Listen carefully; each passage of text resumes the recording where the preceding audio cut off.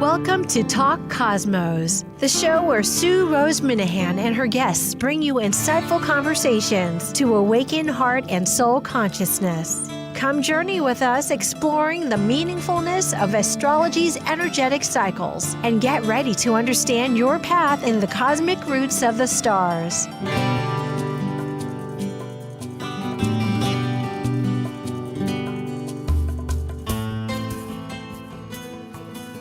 This is Talk Cosmos on the 18th of January. Still Capricorn because today is the full new moon. Yes, Sue. And it's at that late degree of 28 degrees, which it has been since for 5 months. Incredible. It really accentuates in the cosmic energies happening that are asking us to find our meaning in life. That's our focus for today. Viktor Frankl wrote one of the 10 most influential books for United States, Man's Search for Meaning. For me, that's really what it's all about. I have a 9th house Gemini sun with other planets, and I'm always looking, what's the belief system? What's the focus? What's the patterns? How does this put together? What's the truth of it? Et cetera, et cetera, et cetera. But my guest today, Courtney Goldstein, has read this book, as it turns out, every year for some time. And I am thrilled to be able to talk to somebody that has integrated so much of it and can reveal so much as we talk. Now, we will begin with a few current cosmic energies, just to tell you why and how this is appealing to our spiritual conquest moving forward as we develop into the person, the wholeness of ourselves. So thank you for listening. Thank you for being here, and we shall begin. Talk Cosmos engages unique events during the 3rd and 4th weeks of the month, featuring a myriad of new and returning guests. Joining host and founder Sue Rose Minahan, they co-create to explore and contemplate a wide spectrum of potent subjects. Embark on today's topic within our panorama of guests and insights as we welcome the astrologers for this conversation. Hi, there you are. Hello, Courtney. Hi, Sue. It's so nice to see you. I'm so happy to be here. Thank you so much for including me on your show. Yes, indeed. And you answer exactly what I wanted, because I've opened up 20 different slots this year just for the creation of discovery and as the universe wants me to continue. And having our conversation that here I'd read this book and that you read it all the time was like, thank you, universe. Thank you, Courtney. So very good. Well, I'll talk a little bit about yourself. Courtney Goldstein.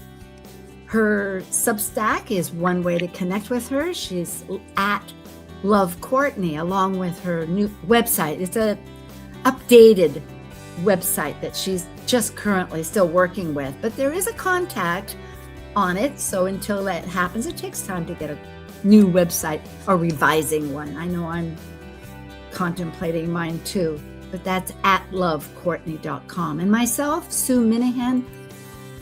So Courtney is an evolutionary astrologer like myself, yet she is in her last part of certification with the Stephen Forrest School, which is a wonderful school. It's a 3-year term. So it's very exciting. I'm glad you're at that point. A long-term intuitive healer and spiritual teacher over many years with a huge word-of-mouth base of clientele that come to her. And I guess that's it, really, but it's beautiful. Yeah, it's perfect. Perfect way to explain it. And myself, I'm Talk Cosmos evolutionary astrologer consultant since 2018. We're in our 8th year, our 9th season. So this is very exciting. And I'm studying vibrational astrology, which I try to tweak in once in a while. And the dwarf planets also, which will be next week with Melissa. Let's talk a little bit about Viktor Frankl, because he's like our 3rd member here. Yes, he wrote the book. And another Aries. Yeah, what a powerful man who I think changed literature in a way. I mean, he changed what it means I think did you know the story that he actually didn't want to put his name on the book? He wrote it anonymous at first. I thought Yes. that was really interesting. And then he realized he had to use his name. Yeah. I think in a way that is part of his 3 business that people have when they've been so imprisoned, when you're totally not allowed to have your identity. The final one is like animals that won't walk out of the cage. You know, it's like, I can't be me. Is it really okay to be me? And then finally realizing, no, to be you is the only way to be. And essentially that's what's happening right now with all of us. It's like we can't pretend that we have a role in something that maybe works with our pay job or whatever, but who is us? Who is us? Who are we? Who are we is the question I always ask myself when you wake up. Who am I? Yeah. Who am I? Who are we? we? Yes. Yes, yeah, that's so true. So he was to think about that. That would be very hard for him to then see himself as a name after so many years or so much time of being a number and having everything stripped from him. So yeah, that's an interesting thought of putting yourself out there and being vulnerable and how scary that must be. It is. And also to be separate of the group where your whole context was your relationships with the people there. And so he was a neurologist, a psychiatrist, and of course a philosopher. And he wrote 37 books. This is incredible. And his bestseller was Man's Search for Meaning, which is what we're reading. Yeah, there you go. I'm holding my book because everyone should read this book. I think every human being should read this book once in their lifetime. It's incredible. He also brings up the fact that I was just briefly opening it up, that they had art. He says, have I talked about art? And they had a cabaret there that they tried to, I don't remember the full story of it, but they did manage to have some. Well, I think what's interesting is that you said that you were remembering the nice part of it, right? That they found some peace amongst they would give up their meal actually to do it. Like, I think it was very rare, but you remember they had to give up their meal. It would be like that they didn't have their meal and they went to the cabaret, they exchanged. Yes, because it was the same hour. Yeah, and the little food they had was zilch, maybe a small piece of bread or something. So it was a major deal, but yet it was so important. So his premise, which I absolutely love, is the meaning of life right here is found in every moment of living. It's our attitude that makes the difference. You know, is it full? Is it empty? But more than that life never ceases to have meaning through suffering and death, because often he say that they could clock off the people that found hope with a certain thing. Oh, I'll be released and blah, blah. And it would not happen. And they would be so disappointed, so distraught. I was thinking about that with astrology, because I have a really hard time with prediction astrology, because let's say what he said if someone gives them hope and said a date, and then all of a sudden that day came and that they weren't free, it would hurt them so much. And so because they have nothing more to astrology. Like, people say, oh, this is going to happen that day. And then if you believe that and you're reaching for that moment, and then that moment comes and you don't have it, I thought about that would be interesting. Like, there is something interesting about that. Be careful with putting specific dates and hoping, because then when we get to the date, we could they lost all hope when they want to know when. They want to know when, and humans want to know when. That's why they come to astrologers. Like, when's this going to happen? And we could kind of see, but you have to do a lot of And I think this is so important all across the board. As they say with any spiritual development that you have, to allow the form to find it. In other words, you have the intention, you have the feeling, you know how you're attaching your meaningfulness, yet the form changes. So in other words, with astrology, rather than, I too am not somebody that pinpoints. Like, we know that's one of we will come across pretty quickly, the chart of February 20th that has the conjunction between Saturn and Neptune. Yet things don't happen just that day, and that uncertainty is really something to embrace, to realize that, to allow life to be new and to come forward. Yeah, and to have faith and trust. I mean, his was the worst situation possible, right? One of the worst situations ever. And to have hope, we need hope. I think that is probably why you're having this show on this day, in this moment, on the brand new moon, is how do we have hope, even when things don't look the way we want them to look, but how do you continue to have hope? I just realized, for those people that may not be totally aware of who Viktor Frankl was, he was a Holocaust survivor in World War II. He emerged from concentration camps. And so choosing our attitude was really our ultimate truth. And today, with the Capricorn new moon that you're mentioning, this is a chart for folks to look at, because Venus right there, if nothing else, right next to Pluto in Aquarius, is really looking about how are our values and relationships growing and changing with our responsibilities, and particularly with us compared to the community. And what is a community? It's really a push-pull, figuring stuff out. Yeah. Well, I was thinking how much it's true. It's a push-pull in the community, but you go back to like, what mountain, if you think about Capricorn, right? What mountain are you climbing, and is it the right mountain? And if you're not climbing the right mountain, you'll be pretty depressed. So there is something about making sure you're climbing the right mountain. And then all those planets are going to go into Aquarius. It's kind of exciting, right? You can see the broader picture of life, but you better make sure you're climbing the right mountain. I think that's that your life has meaning, and it doesn't have to be big meaning, right? We're talking about this book, but small little things mean something, just that someone cares about you, right? That you do something for somebody else, or right. I think aren't you very kind to your husband and am I right?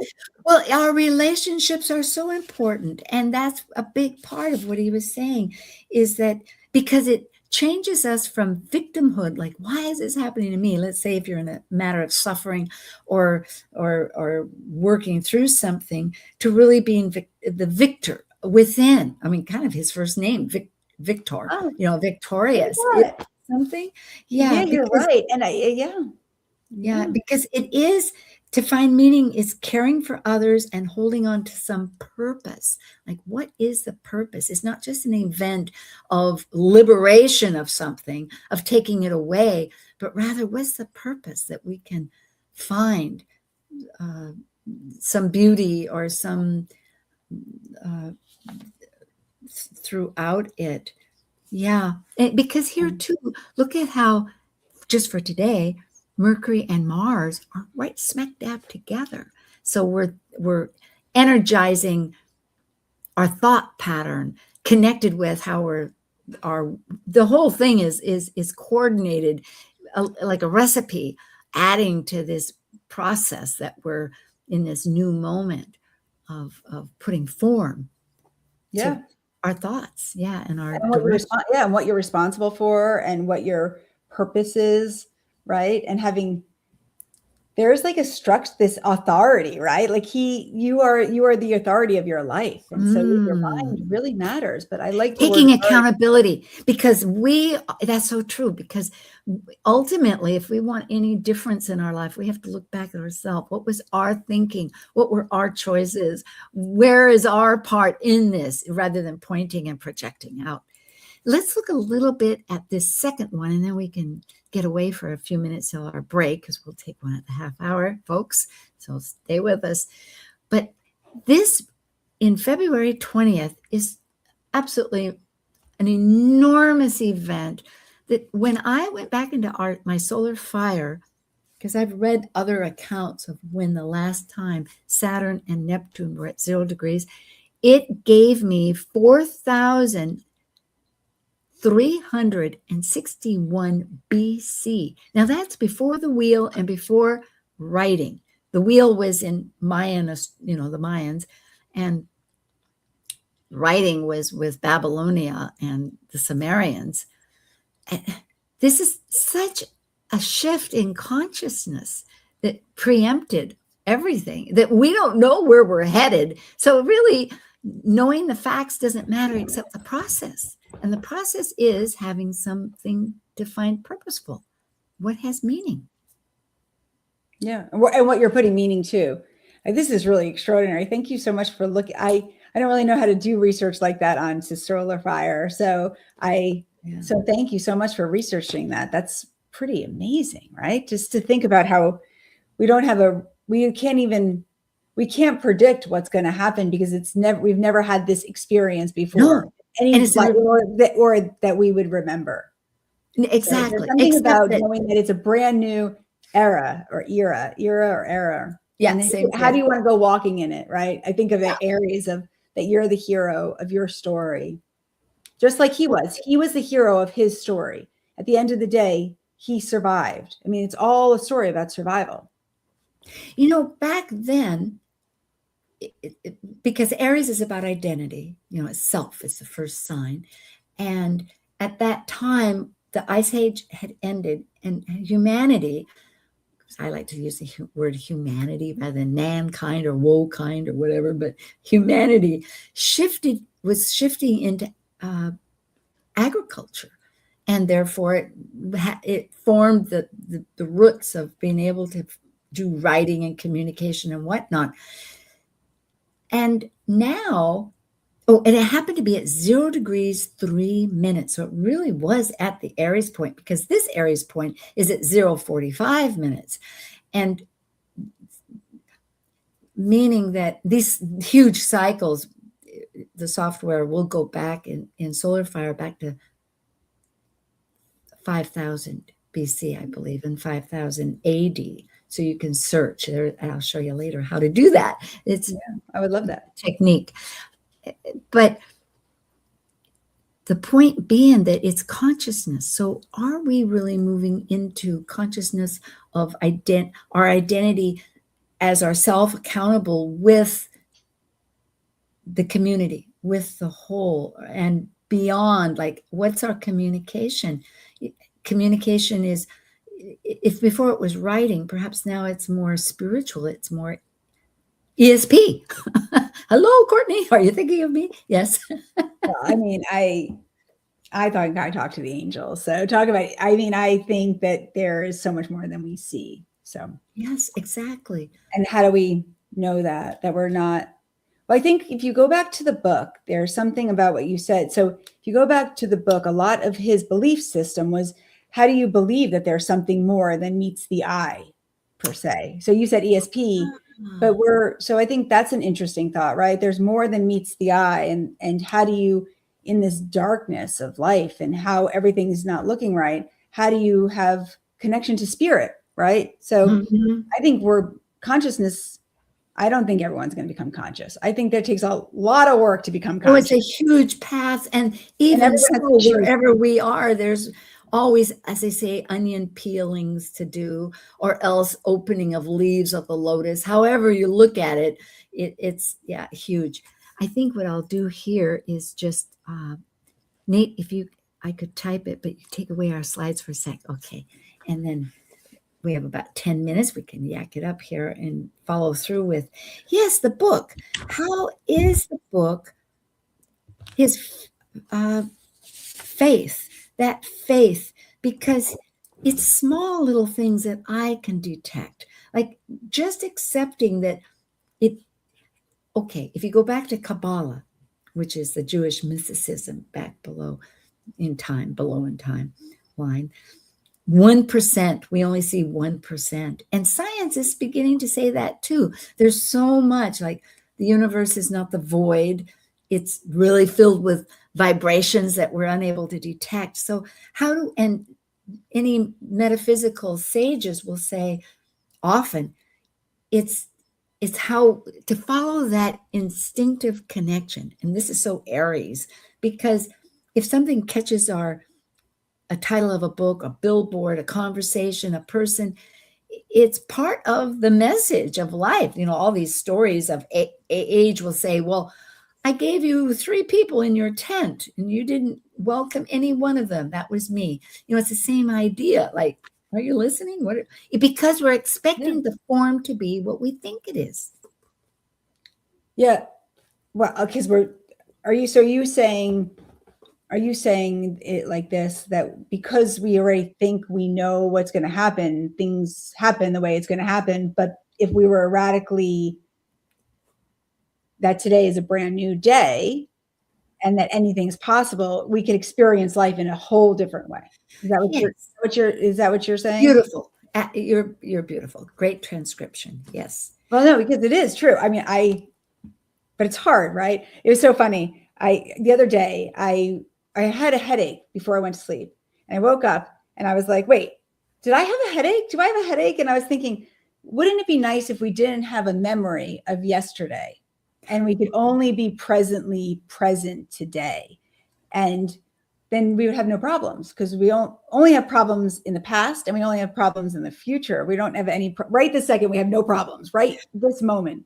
People don't have problems. It's their own worries.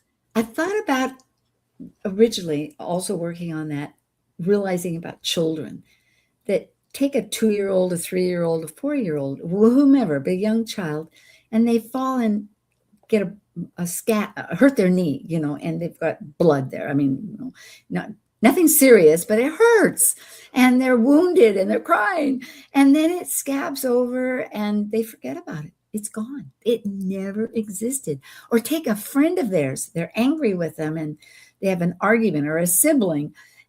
Hopefully at some point they manage to make up and start anew. So I do believe there is this business of realizing, instead of hanging on to injuries, and it is a matter of, I think, going back to Viktor Frankl, of instead of feeling the victim, like why is this happening to me? But yet realizing that your relationship is larger. If you can't even bring in spirit, at least it's a relationship with life around you. The people or something that you're working with, or some purpose that's special to you. Well, it's so interesting because I actually just reread the book. It's a very quick book, but everybody, it literally takes you not even a day. You could pick it up, you could read it in a couple hours. It's the kind of book that you can read in a very short period of time. And it made me think of what you just said, is that at the end, you get to choose. You could choose to be the victim and stay hurt, and you get to choose to just be so angry. So you think about that Piscean energy, and what Pisces energy is forgiveness. And so imagine if you could forgive completely and forgive people, like those children you said, because they're not holding it on. It's a new day and I'll play with them. It doesn't matter that they hit me yesterday or they left me out. It's just a story, right? And so, yeah, then that Pisces energy is about forgiving. And then you get to choose if you're going to go be brave and live, or you're going to be very angry. And he showed that in the book. And I do think that that's what this whole experience of this progression is. Are you going to choose to forgive people, like you said, and forget what it was, or are you going to hold on to that? And I think if you do hold on to it, you're going to remain very angry and you'll remain the victim. And my hope is that no one does. And he didn't. I mean, he went on to have a successful life and he ended up having a career, but a lot of people didn't. They got to choose. A lot of people chose to be angry. So I love what you said about the child. It's a great metaphor for that leader going into not really.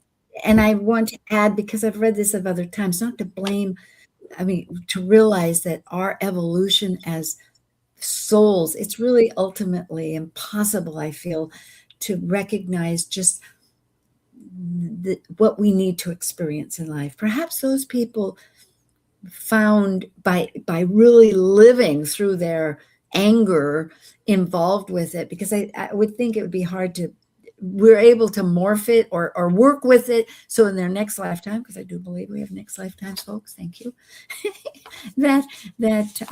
it shifted. Because unless you experience and go through something, that's what's so important, instead of getting, and maybe that was with that in their lifetime. Yeah, I do think we have these choices, and however it works, however you live it is perfect. But we're becoming conscious, and if you're listening to this, then obviously you're a conscious soul, And so it's possible to forgive people. So I love that. I love that you use the child energy, just because it's so true. And we could learn so much from children. Yep. Animals too, right? There was something about animals, that idea. The cage, yes. In fact, I'm just reading some notes here, so pardon folks if I'm looking down a little bit, because and this is actually, this part I think is in Wikipedia, but he says that the psychological reaction of the inmates to their liberation. So any of us, if we've realized that our traditional conditioned thinking is conditioning, because we have the opportunity, like in hypnotherapy, you have the opportunity to wash the slate clean and introduce new ideas. Granted, this takes time. And I think, Courtney, you reading the book soon is because you've read it before. I found I had to stop and kind of contemplate a little bit and then move on with it. But still, it is a good, quick read. So he has 3 stages of this reaction when you get liberated from something physically, and then how do you deal with it? That the first is depersonalization. It's readjustment, where you gradually return to the world. At first, you're so numb, you don't really know what freedom is, whether you look at a flower or responding to it, because they think it's a dream or it goes away from you. So I wonder, just to recognize that is important in people's brains to realize that what you envision can be, right? It can be. Yeah, it's a whole thing. Yeah, I thought was so interesting, because he does say that about at the end of the book, he talks about that they thought that once they were free, that they would feel free. And it took a long time for them to feel free, because they've been in a cage. Literally, they've lost their freedom. But then what I thought was interesting during the book, you're in the book, and there are these moments where he learns to just appreciate where he's at and seeing the flowers and seeing the grass, and it gives him hope. It's in all the darkness. Can you see through the cracks, bring light? And so I thought that was really interesting, because then all of a sudden they thought they would just be happy when they were free, and they weren't. It was like they had to relearn how to be okay, because they had been so used to not. They're like, "So are you happy?" And they're like, You know what reminds me of this, Courtney? And then we're going to take a little break, because it's at that time. Because when it's like as though you were in a dark area, like unfortunately those people that were in the tunnels over there in Gaza, and that unfortunate situation that we're all aware of between these 2 wonderful countries, but that their eyes had to adjust to the light. And in a sense, it's the same way, whether it's internal or whether it's exterior. When you see something, it's like your senses are adjusting to really witnessing and accepting the reality for what it is. And the beauty about a flower, I've thought about that, is it stays in its form long enough to see a beauty. It's not like a sunset that drifts off and it's gone, but a flower, is there. Shall we take a little getaway and we'll come right back? Okay, folks, come back. We'll be here with Courtney Goldstein. Yeah, and we'll keep talking about the meaning, putting purpose to life. Okay, thanks. While we take a break from this week's edition of Talk Cosmos, let's take a look at this cycle's archetype. We are currently in the yin period of Capricorn, ruled by Saturn, the furthest visible planet by the eye. By leaving a cycle based on meaningfulness and truth, Capricorn's energy establishes social boundaries in a structure incorporating rules, authority, and ethics. As a cardinal earth sign depicted by a sea goat climbing from the sea up to the top of a mountain, Capricorn overcomes fears through goals and ambitions to achieve mastery. This is psychological astrologer Dr. Laura Todd. Please join me, Michelle Fleming, and Edja Caleb February 21st through the 28th for Evolutionary Training's annual Goddess Awakening Retreat. and Playa El Coco, Nicaragua. Enjoy daily yoga, well-being workshops, melt classes, baby sea turtles, and more. To register, go to mythicsky.com.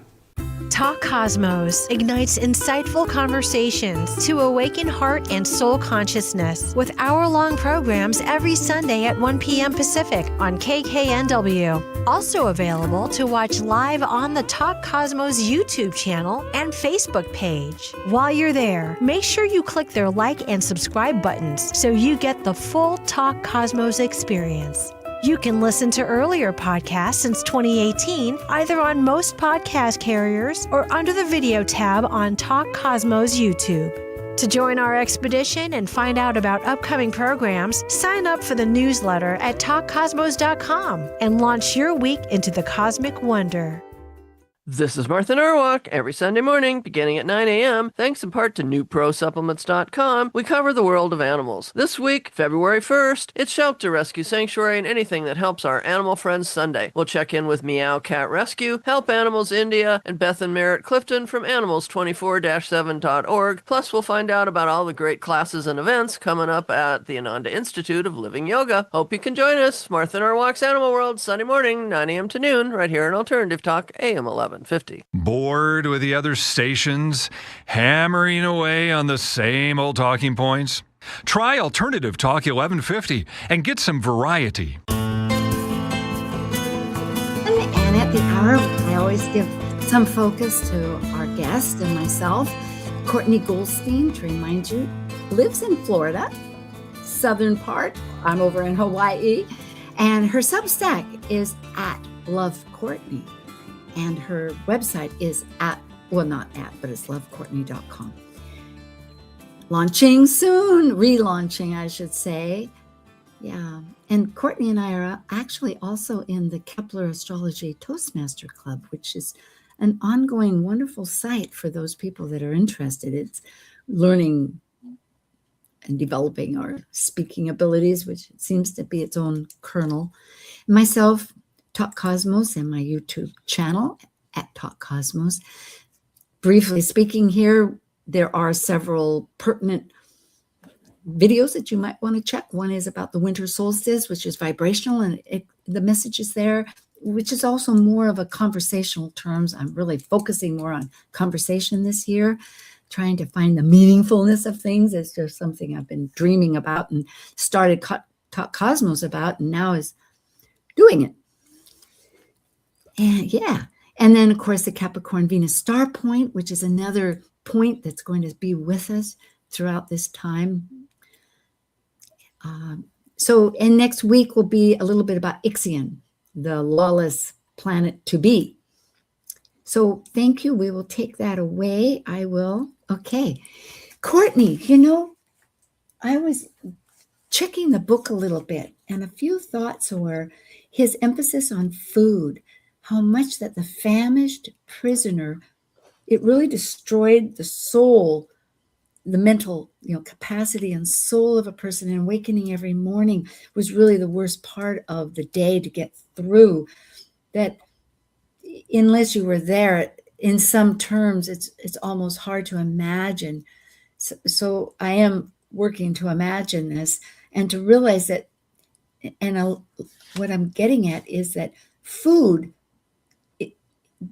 yes, the body requires nourishment, and so does our soul, because he was saying that despite all, that two topics were big, the cultural and the in the culture that they had. One was politics and the other was religion, that people could and did deepen their spirituality. So they nourished themselves, I suppose, that way. You have to. It's not just, but the dichotomy here, where I'll leave it at that for your thoughts. Well, I think what's interesting is just the amount of surrendering one has to do. So what is spirituality? I always think about that, right? What does it mean? I think most people don't really find spirituality until they go through something that's so traumatic that they have to literally go down to God and say, God, please, I surrender. I mean, you just think of that Pisces energy that we're in right now, right? And it's right. Just to wake up and not eat food, we can't imagine. We can't imagine what it's like. I mean, this is a man who they walked in and you were told to go which line, whether you would be alive or dead. And I mean, I think is one, what was it? 1 out of 10 people would live. And out of the trains, 1 out of every 100 pretty much lives. So the chances of living and then to wake up and not, I mean, we take it for granted how much food we just have. I was thinking about that. We have so much, and yet here we complain so much. It is true. Yeah, the really abundance. Heartbreaking. It's a little heartbreaking when you think about because we have so much more than any other generations ever had. We've had there's no one starving. Well, there's no one in this country starving. Well, I don't know. It's hard to know. It's really hard to know with that, I feel. However, because I know here in Hawaii, a huge number of people need food support. And so they get food, we live in a place where no, granted, I understand what you're saying, but I don't want to make it, I'm just a little hesitant. But the fact is, what you've inspired in me is the idea of gratitude. Gratitude is huge, and the abundance. And the next is that we can't, because through gratitude, we'll make a choice that we can act on those feelings of, if we feel like it's in our part to be of service and sharing, because to feel badly in itself doesn't really effectively help anybody. Like someone said, if you have a broken leg and I break my leg, we're both working around on crutches and not doing anybody any good. So in other words, recognizing, yes, the abundance and all of that. But I think the extremity of any example, which his book really does present from our modern thinking in this country, at least for most of us, is just the truth of what becomes out of it. And what becomes out of it is, like he said, the choice of attitude and the fact that you can deepen your relationship with the unknown, whether you call it God or not. Because myself, I was not, I confess, raised to think of God, but yet I did, by surrendering, that point is perfect. Because at some point you give up your attachments to what you're open to receiving through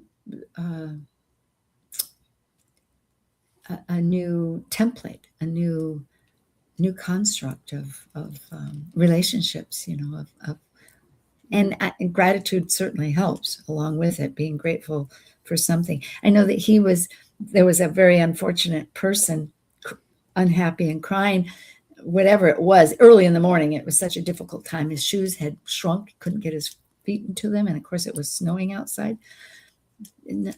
Sorry to upset people if you're visual and you see all this like I do, but he had to feel better. So he took a little piece of bread, a little crumb, and ate it, nourished himself.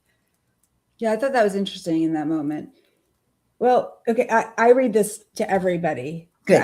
This is one of my things that I read, and I have a little card that I actually bought because I was at the store. I'm like, this is my favorite quote. So I was like, okay. But it's, we who lived in concentration camps can remember the men who walked through the huts comforting others, giving away their last piece of bread. They may have been few in number, but they offer sufficient proof that everything can be taken from a man but one thing, the last of the human freedom, to choose one's attitude in any given circumstance, to choose one's way.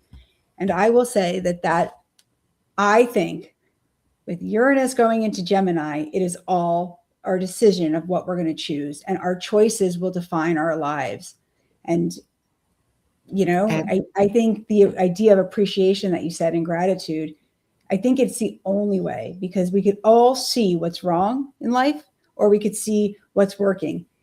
And I don't know, I think about this a lot. If we have two hands, we're so lucky. Imagine if you went through the day and you didn't have a hand. So you have these hands you don't even appreciate. So, and there are people that don't have hands. And I'm sorry, if you don't have a hand, maybe you have a foot. But what do you have versus what you don't have? And I think when we can use that, I think we get more. I actually know it. I mean, I have proof. It does. I have proof. I work with a lot of people. I teach this.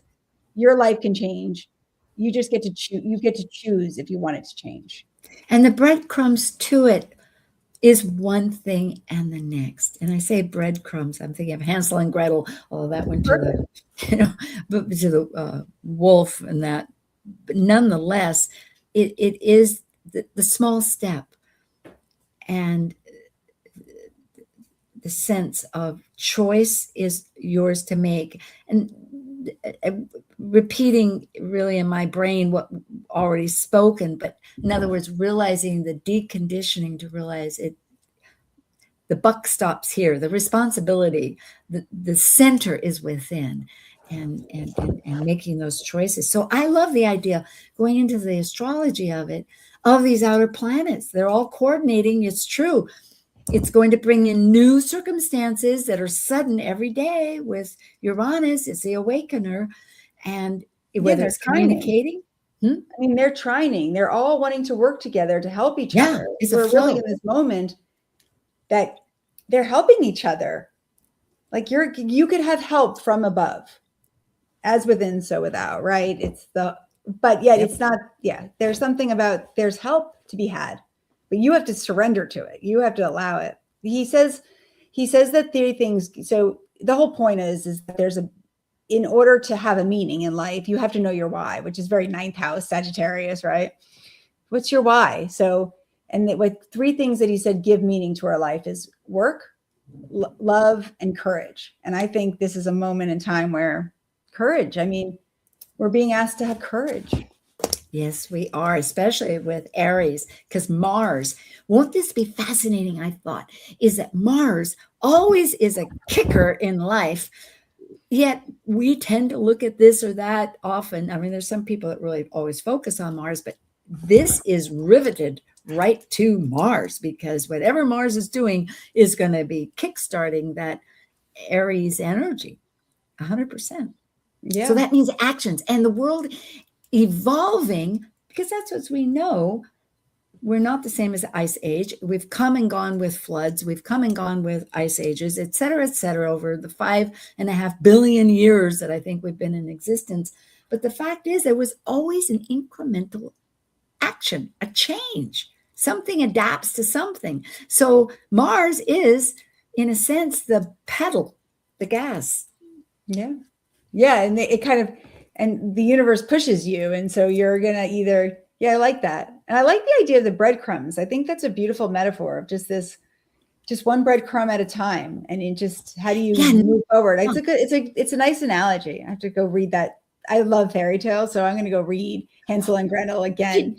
Did you ever see In the Woods? I mean, that was my favorite show on Broadway. Like it was on Broadway for about a minute and you know who was in it is, who's the girl who was Miss America and then got canceled? I don't know. Names are like out of my book, out of my stories. I understand. It was on Netflix for a little bit. I didn't see the movie maybe, but I did see it on Broadway. It is a fascinating, and for those folks that don't know what In the Woods is, because I saw it on stage and then on Netflix, because it's a movie, it coordinates about 5 different fairy tales, and you're literally in the woods, and they all go in there, and it's a new definition of them and the survivors, and it's fascinating. So why did I bring that up? In the Woods. What did you say? Hansel and Gretel. I said I like fairy tales. Yes. Vanessa Williams. It reforms. It recreates that story where, because as we know, she gets eaten by the wolf, but instead here, I think she bops him on the head. She does him in. Well, yeah, and doesn't at the end Hansel and Gretel, they stay alive, right? I mean, they come out of the house. Oh yeah, they come out. That's true too. Yeah. But the book, let's go back to like Aries and energy and Mars, and it's all survival. Like, are you going to survive? Hansel and Gretel survived, right? I mean, didn't she try to put them in the oven? I don't really remember the story, but it goes back to they survived. These 2 children thrive because they become. I think Taurus is more survival. You know, that initiation of Aries is becoming, is that spark that sees instinctively fire. I'm going in that direction. There's fuel. I can be energized through this. And so it becomes more, and the identity becomes more.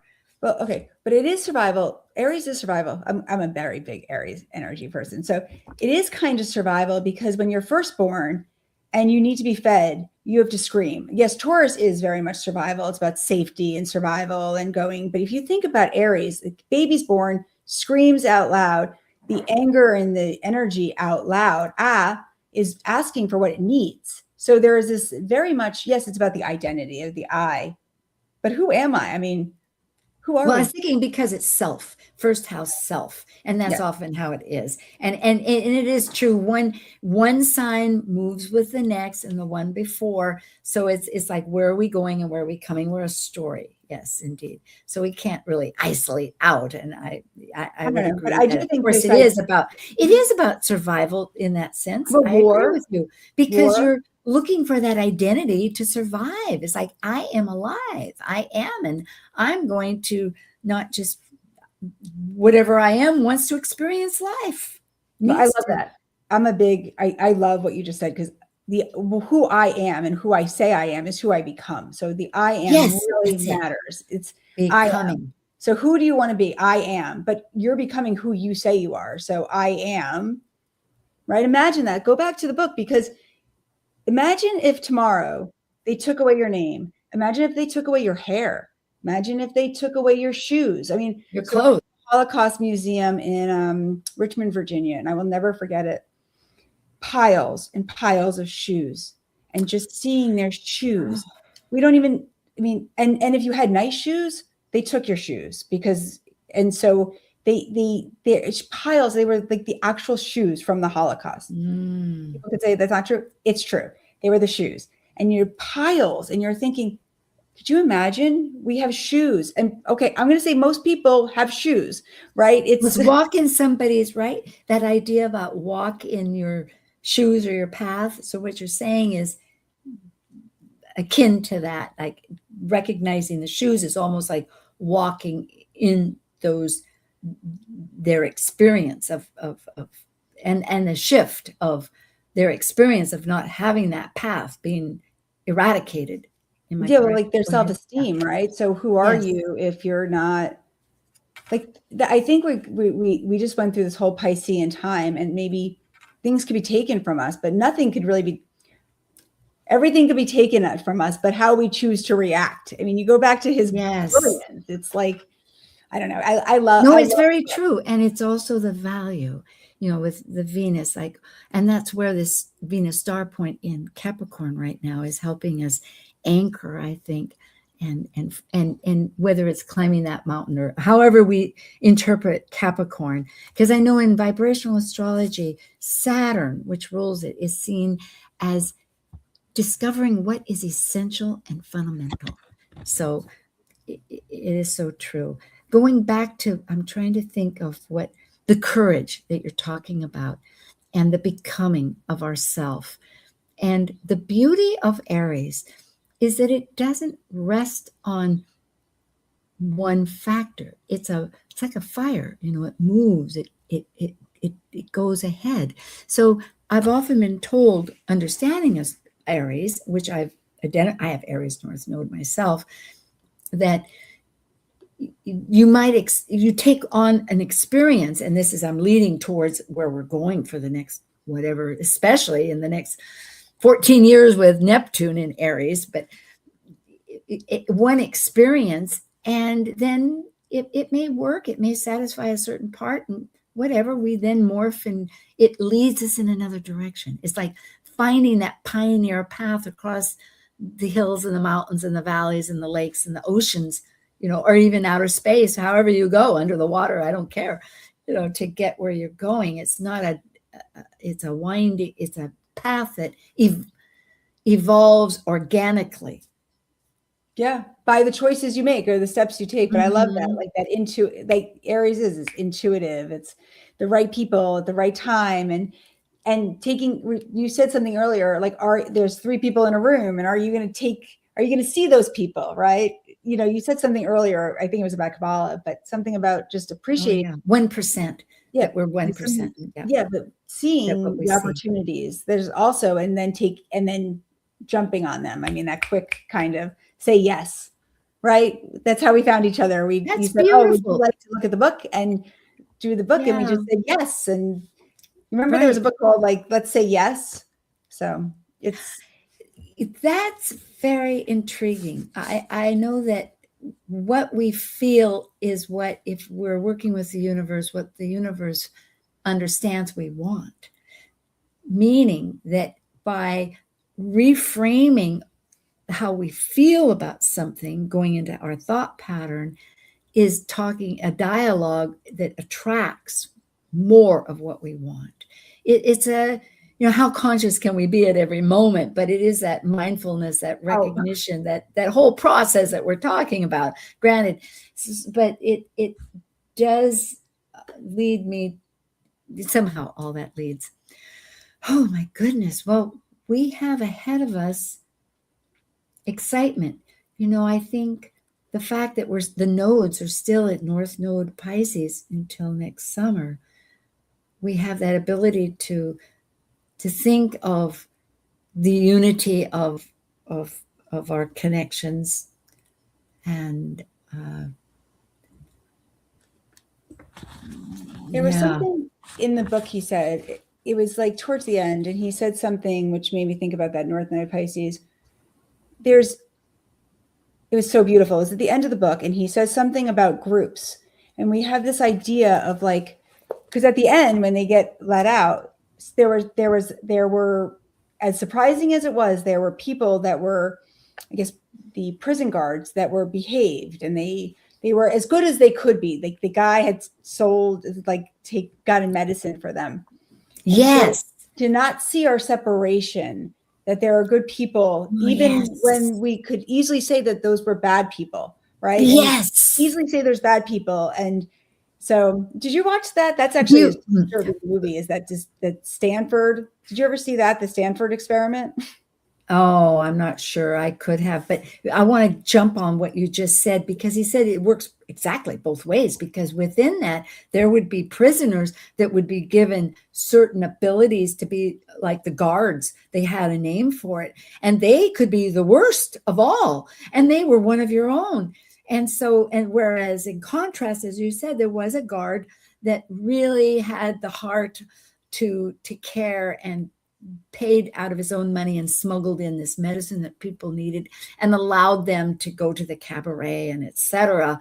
And so it's very true. We need to be open as to the hearts of those that go around us. And it's communication, going back to Uranus in Gemini, because Mercury too is going to be, those personal planets are the game changers with the outer planets. Mercury is going to be with Uranus. Mars is going to be with Neptune and Saturn.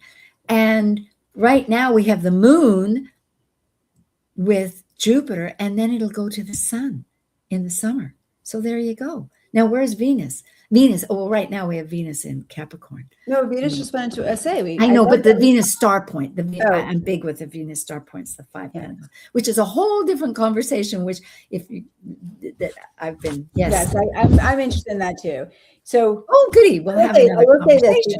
I think we're running out of time, but I think that since he's the genius here, and Venus, actually the planet of Venus just went into Aquarius, and just seeing the word genius, it said, those who have a why to live, like those who have a why to live. So the purpose that those who have a why to live can bear almost anyhow. Oh, Courtney, this is ending just like we began. Perfecto, mademoiselle.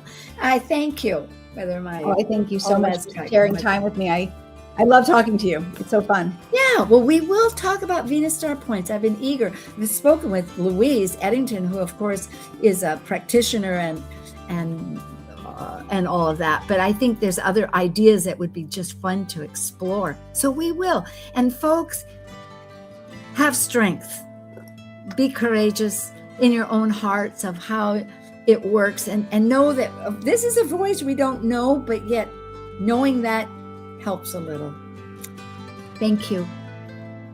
Thank you for joining this vibrant and insightful conversation on Talk Cosmos, the show where Sue Rose Minahan and her guests awaken consciousness by connecting heart and soul consciousness patterns with astrology's energetic cycles. Be sure to tune in next week, same time, same place, to continue your journey through the roots of the cosmic pathway.